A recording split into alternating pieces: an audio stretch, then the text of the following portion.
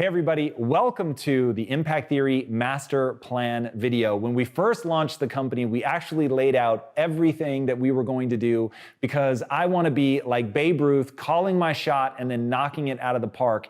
And we've recently had some people asking questions about some of the moves that we've been making, and we've got something that we want to talk about that's a big move that we're about to make. And so I want to be the most transparent company ever in terms of outlining the plan that we're about to enact. So as I always tell people, whenever you're building a business, it is going to be hard as hell. And the only way that you're going to have the energy to see all of that through is to have a mission, to know why you're doing what you're doing, to know what you're fighting for.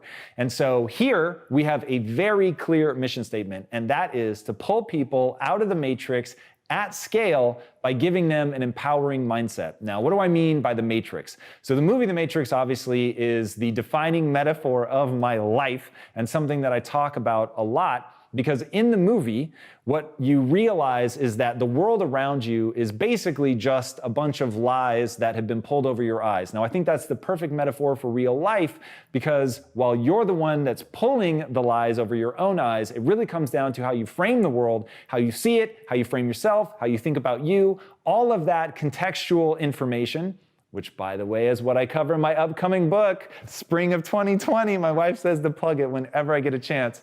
So there it is. And that's one of the things that we're going to talk about in this master plan of ours.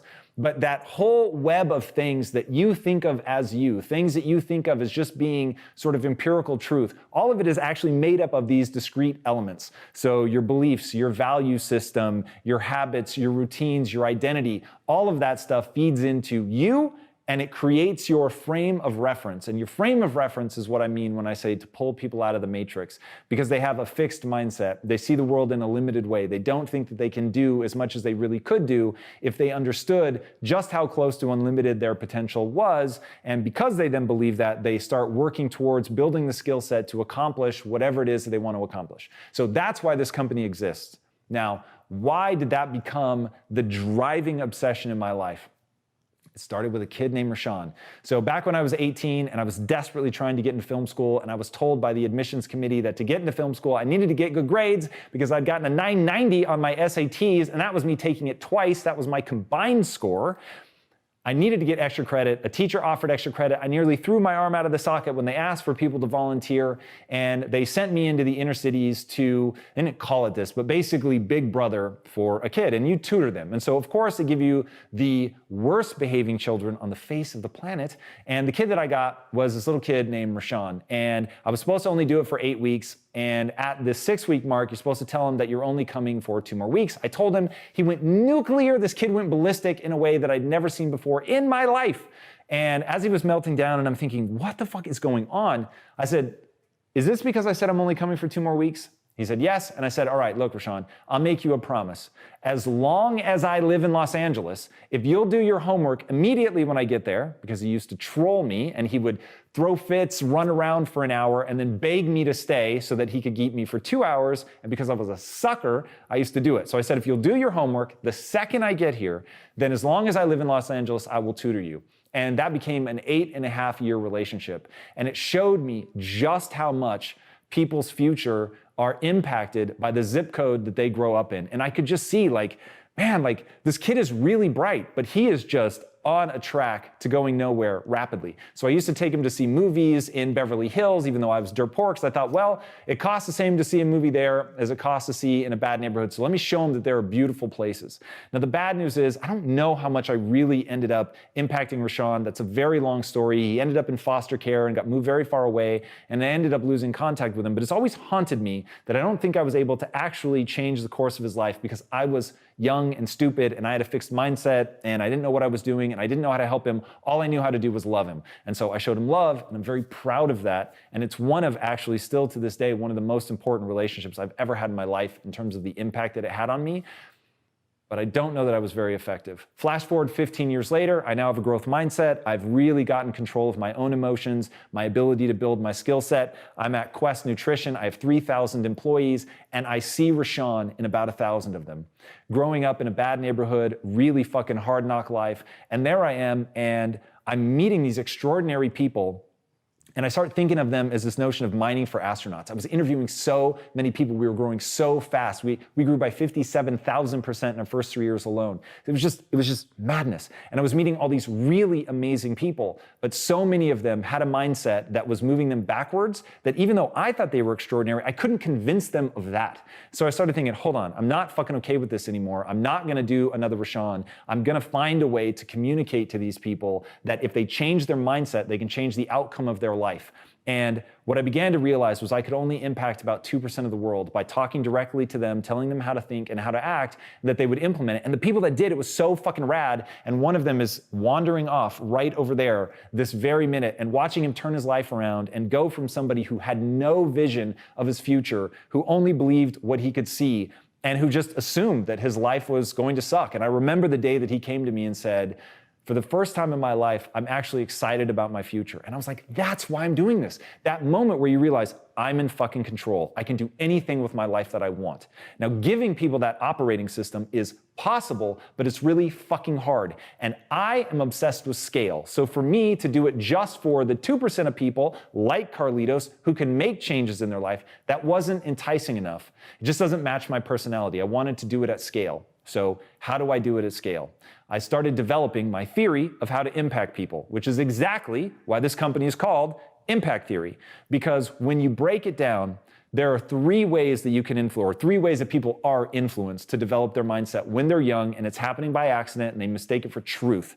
The way that those things happen are, number 1, your family, who your parents are. Number 2, the zip code that you grow up in. And number 3, what the culture considers cool. Now, I cannot control who your parents are. I cannot control where you grow up, but I can influence what the culture thinks is cool. Now, I think that there are 2 ways to do that. One is through music. I'm not good at music. I love it. I don't have a deep passion for it. The other is narrative. We are meaning-making machines. Humans at the core of their being, the way that they make sense of the world is through narrative. We tell ourselves a narrative about ourselves. We interpret the world through the lens of narrative. It's why religions are so powerful. They tell these archetypal stories that people can gravitate to. They can understand meaning. They understand their place in the world and how to act. That's what we convey through stories. So as I'm thinking, okay, I can impact 2% of the world by just telling them, but the other 98%, I have to hit them emotionally. So in that is born impact theory. Now, as I started looking, because I think anybody starting a business, especially one that has such a lofty goal as pulling people out of the matrix at scale, you really have to ask, is there a model of this? Is there anybody that's used narrative to really influence culture in a big way? And the answer for me was yes. And the company that had done it most effectively by far is Disney. And so I began to study them and look at their model and figure out, if you were going to disrupt Disney, how would you do it? If you wanted to build the next Disney, what would be the steps that you would take? And so you'll hear us talk a lot about, and in fact, if you've watched interviews with me on other people's channels, I talk about it a lot, that what we're doing at Impact Theory is building the next Disney. While we're doing things very differently, and I think we're a very disruptive studio, you'll get a sense of the scale, you'll get a sense of the consistency that's needed. And what Disney did was they told one kind of story from 1,000 different angles over and over and over, and in doing that, they built a brand that meant something. So if I say to you, I'm gonna go see a Warner Brothers movie or a Paramount movie or a Sony movie, you don't know anything about it. But if I tell you I'm gonna go see a Disney movie, you know something about it because of that brand consistency. Now, many credible scholars credit Disney with helping pull America out of the Great Depression because of the song Who's Afraid of the Big Bad Wolf and the cartoon that it was attached to. Because people started singing that song after seeing the cartoon, and it became embedded, and people began to realize that the Big Bad Wolf was the Great Depression. And by changing their attitude and assigning new meaning and realizing they could rise up against it and realizing they didn't have to be afraid of it, it helped them mentally shift out of it and go into a whole new era. It's really pretty extraordinary that, again, credible historians say, no, that really was this sort of emotional turning point for the country. And it showed me, and not just that, my sister has been to Disneyland 72 times in the past 12 months because the brand makes her feel some kind of way. And you're not gonna get that from Sony or Warner Brothers. You're gonna get that from Disney because they had this very clear vision of the way the world could be. And they paint that in all of their movies. So when you see a Disney movie, you know how you're going to feel at the end of it. And so we here at Impact Theory ask ourselves the question, if Disney could create the most magical place on earth, can we create the most empowering place on earth? So what we're trying to do is be a disruptive studio that uses both the social content that you guys are used to, as well as traditional narrative content. So we're trying to marry those two. So if you see the things that we're doing in creating comics around creating IP, then you'll understand what we're trying to do. Now, the reason that we're starting with comics, which I think people have looked at us and gone, why are you guys creating comics? I don't understand. You're like a motivational guy. You talk about mindset. I'm going to get to why I do that in a minute. But what we're all about is creating these emotional stories that have empowerment at their core to tell that same kind of story over and over and over from 1,000 different angles. So when you pick up something from Impact Theory, whether it's a social content or whether it's a comic book or movie or TV show, you know how you're going to feel, which is quite simply like you're capable of more at the end than you were at the beginning. That's what we're all about. Now, the reason that we're doing comics is it lets us actually create tangible intellectual property. It's also a traditional feeder into film and television. If you look at what dominates the global box office, the number of the top 10 global franchises of all times that are comic book franchises is fucking bananas. So understanding that that's a traditional way, it doesn't have to be superhero. There's a lot of movies that started as comics that you might not even realize started as comic books. So knowing that that's a traditional feeder that Hollywood is used to, because as an incumbent, somebody that nobody knows, like as we come into this, we've got to find a way to plug into their system. Now, the other thing that it lets us do in any creative endeavor, you have to be able to survive a 1 in 20 hit ratio. If you can do that, then you've got the time to figure out what works, because you're never going to knock it out of the park right in the beginning. And I knew that going into it. Now, Lisa and I, we could co-fund a $100 million film, but if it tanks, we're fucked. And so you really have to be careful. You can only do that so many times before you absolutely go out of business. So we knew, because this is creative, because we're not necessarily going to hit it out of the park, that we wanted to start somewhere that was inexpensive so we could survive a lot of failures. And so that's why we're starting in the comic book arena. Now, ultimately, we will also be doing things that go direct to film and television, because that's a really powerful way for us to also build a reputation and make our mark there. So we're not just going to be doing comic books. We're actually in the process right now of partnering with one of the leading Hollywood management companies. And look, many a slip between cup and lip. So if I end up giving you a future update that is that partnership didn't end up happening, fair enough. But we're looking for ways that we can partner with people. Now, that brings us to one of the big updates that we have in our life, this new set that you see behind me, which is we're launching Impact Theory University. We are trying to build the next Disney, and that is going to require massive amounts of capital and ad revenue on the YouTube stuff that we're doing so far, which has been tremendous, and it's allowed us to grow as rapidly as we've grown, is amazing, but it's not going to let us get there fast enough. So we have a couple options before us. We can raise institutional capital, and for those of you that have seen my emoji for institutional capital, which looks like that because they're putting a gun to your head, they're expecting you to sell. I don't want to be on that kind of timeline. So Impact Theory is meant to be Lisa and I's forever company. This is what we want to do for the rest of our lives in terms of pursuing meaning and purpose. Like, this is our jam. This is what we love. This is what we want to do. We're building something here with people that we really fucking believe in. And I'm looking at some of them right now. And if you had my brain in an fMRI, you would see how I feel about it. So we don't want to sell the company, and we don't want to take on the institutional investment. We want to maintain control. So Impact Theory University is going to be a new revenue stream for us. And the other option, by the way, that we have is to do Patreon. And I'm going to be really honest, just in terms of my personality, I don't like Patreon. I think it's rad. And I'm so glad that it's serving some of who I think are just extraordinary minds. And I'm glad that they have that platform. But I want to serve you guys. I don't want to work for you. And I hope that you can forgive me for that, because I love you all. I'm so grateful to have you in this community. It just does not suit my personality to come to the world with my hand out. And that was the first thing that I had to train myself not to do. So what we want to do is create something that is so valuable that people are willing to pay for it.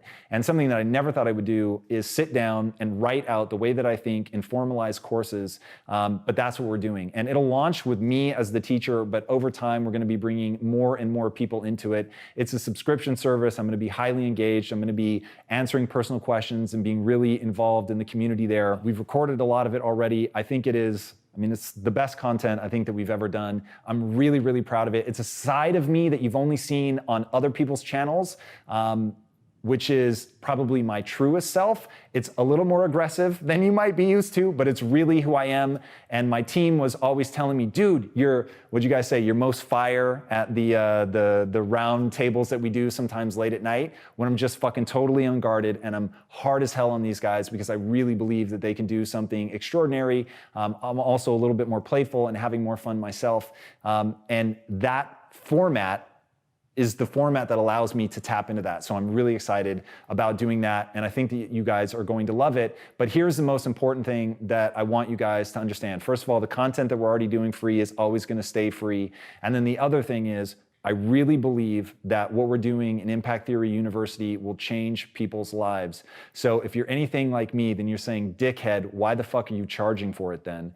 And my answer is this: I really believe that it's transformative content. I believe anybody that encounters it will be changed by it. If you take it and you don't agree, we will give you your money back, no questions asked. If you need it, you think it will be revolutionary in your life, you're willing to commit to actually seeing it through, but you can't afford it, we will give it to you for free. So I just got the chills. That was like the breakthrough moment. That was the thing that made me go, actually, I am willing to do this. Because all the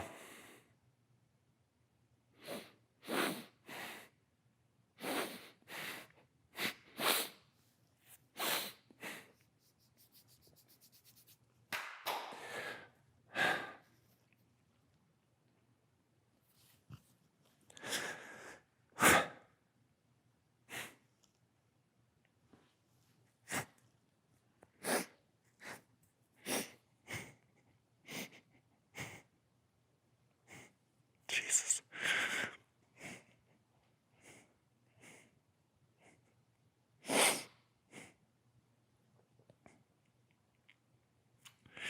Well, I didn't expect that.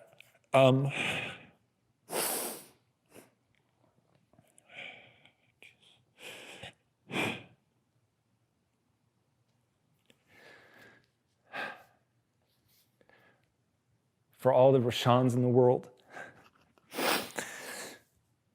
Whew.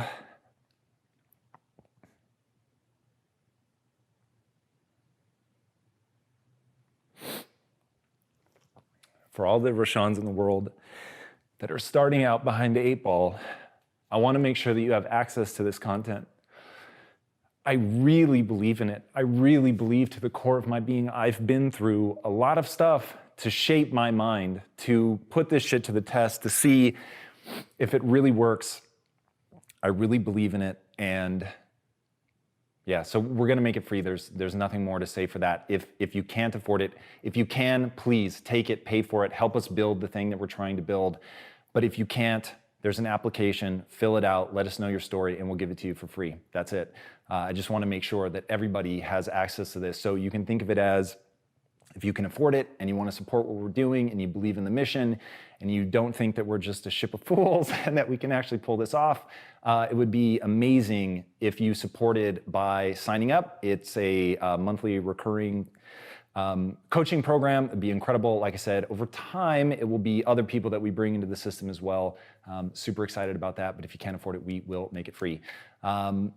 Some people were asking why we killed some of the content that we killed recently, and the truth of the matter is I have finite time. I'm trying to be super ruthless with my schedule. YouTube is our primary focus. It's not our only focus, but it's our primary focus. And right now, when something doesn't perform on YouTube, which has a lot to do with the algorithm, then we just can't keep doing it. So AMAs didn't perform on YouTube.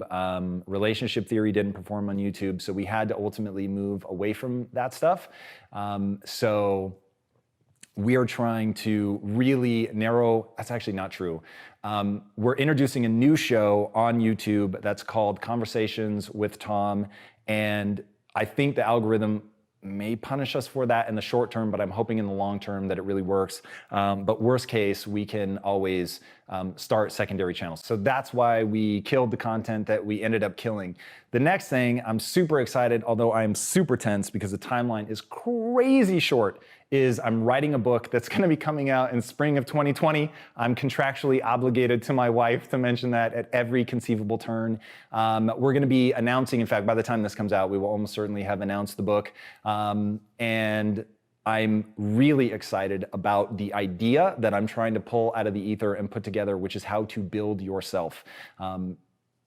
That the working title that we're announcing it under is The Work. I think both Build Yourself and The Work are not quite the right title, so hopefully we will find something magically delicious before we launch, but that's what we're working under. It's basically how do you build the ultimate mindset by leveraging values, beliefs, identity, habits, routines, the default network, and a whole slew of other just insanely complicated things that I'm trying to tease out and put together in basically a step-by-step plan for you guys to take yourself into full beast mode. So I'm really excited about that, but it is a fucking race to get it done in time.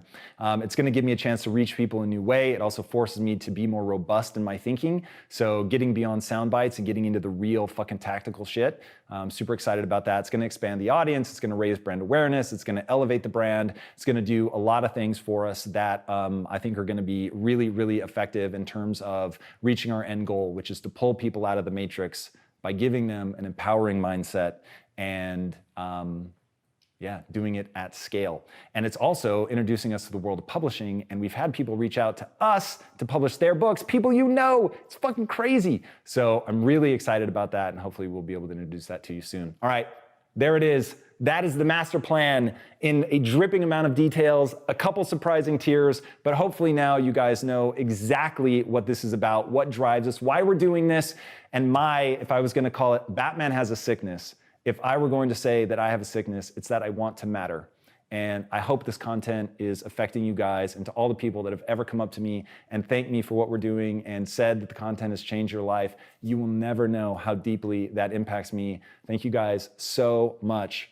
And we appreciate the support. We look forward to continuing to crush it for you for the foreseeable future. I consider the plan I just went through a 70-year plan. I could get in a lot more detail about how we're trying to break into Hollywood, but I think that gets you there, and my team is panicking about how long this is. So all right, thank you guys so much, and until next time, my friends, be legendary. Take care.